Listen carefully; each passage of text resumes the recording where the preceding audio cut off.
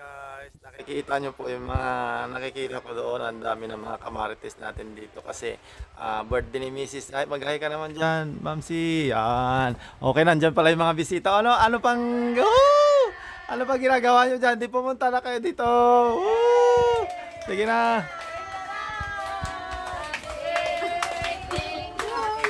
Oh.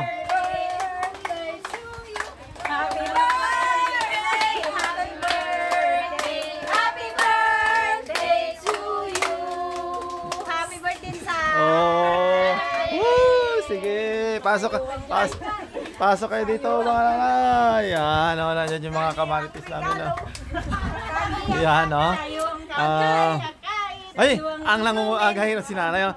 Ipakita ko lang po yung handa ni Mrs. May mga kanya-kanya, may mga nagluto yung iba dito. Si nanay Jo, luto niya to. Tapos, yan, in-order na lang namin para hindi na sila mahirapan. Kakain na lang tayo, Ay, tapos, guys, hindi. Pasensya na po kayo kasi yung namin talagang sobrang liit ng area natin dito. Tapos, kaninang sa kabila daw, sa kabila. Dito. Dito nanay. I-switch mo aircon. Lola, wala kasi. Doon na kayo. Pwede bata isa? Pwede bata Pwede bata easy? Go. Lola, lika Lola, Lola, dito ka Lola. Para yan, Pasok, basta mag-gas siya. Yan guys, ipakita yung mga nakikita nyo nga yung mga nakikita nyo pong mga halaman diyan ay regalo nila yan kay Mrs. Wow! At grabe guys kasi kanina ikwento ko lang sa inyo. Ikaw na lang magkwento, Mamsi. Yan yung birthday celebrant si Mrs. Ano nangyari kayo ng alas 4 yata ng umaga? Oo, kasi may naririnig akong buses dun sa pintuan namin. Tapos sabi ko kay Mr. Hindi, si yan, si Ate Jo kasi magsangat ang skydive. Tapos nung mga 4:50, paglabas ko, nakita yung mga halaman sa ibabaw ng mesa, sa labas. Nabigla ko kasi kulay puti yung style. Akala niya,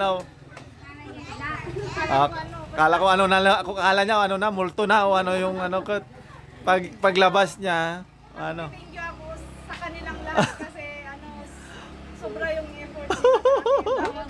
Yung bumungad sa akin ng umaga, yung ganon. Halaman. Hindi yung surprise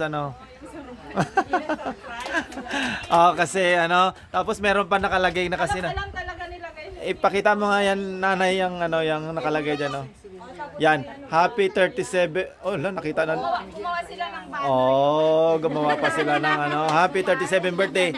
Kasama dinikit na nila diyan may mga chinilas. Yung chinilas si nanay. Yung regalo ni nanay na chinilas, nainitan na, lumiit na yata. Yan Diyos ko, Biman. Grabe guys, halos lahat talaga binili. Sabi ko nga, kahit naman wala mga regalo, basta isakripisyo naman namin yung birthday ni Mrs. Kaya, yan. Hindi ko alam kung kompleto ang kasi hindi naman natin sino bang dyan, wala. Pero almost naman. Siguro yung iba, medyo kasi anong oras na? Alas 3 siguro natutulog pala. Natutulog yung iba. Pero thank you talaga kasi mo na, sindihan mo na nanay, tapos mag-wish ka na, anong wish mo? Yan. Tapos ang dami.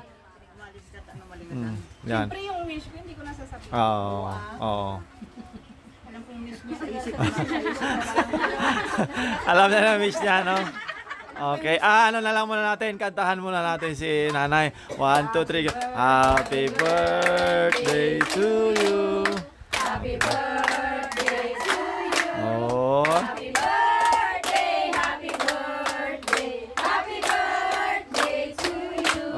Yan. Memsi, bago mo yan, ano naman ang message mo sa kanila kasi siyempre nagsama-sama sila sa bilang anong gusto mo naman?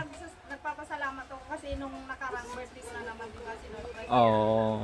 Ngayon, ibang surprise naman. Parang ganun sa akin. Hindi kasi yan sabi nga ni Mrs. talagang sabi ko nga nakakapagluto sila para sa amin pero pag birthday nila hindi sila sabi ko kaya nakakaano talaga na kapag birthday namin talagang nandyan talaga sila. Oo, yun. Pati nga yung kumot ko guys, nilagay na yata. Hindi. Woo, Diyos ko. Ayan, ang handa lang naman namin ay biko, tapos mga ganyan. Oh. Ang importante dito ay magsama-sama kami at masaya. Yon, okay. Blow the candle! Ay, ano, ilang taong ka na, nanay? 37, okay, 5, 10, hanggang ano, 5, 10, 15, 20, 25, 30, 35, 40, ay, 40. Ano pala, 37. Ah, okay. O, nanay, blow the candle! Oh. Okay.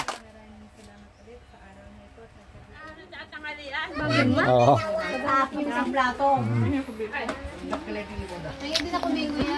Okay, magbabay na po kami. Bye-bye po. Woo!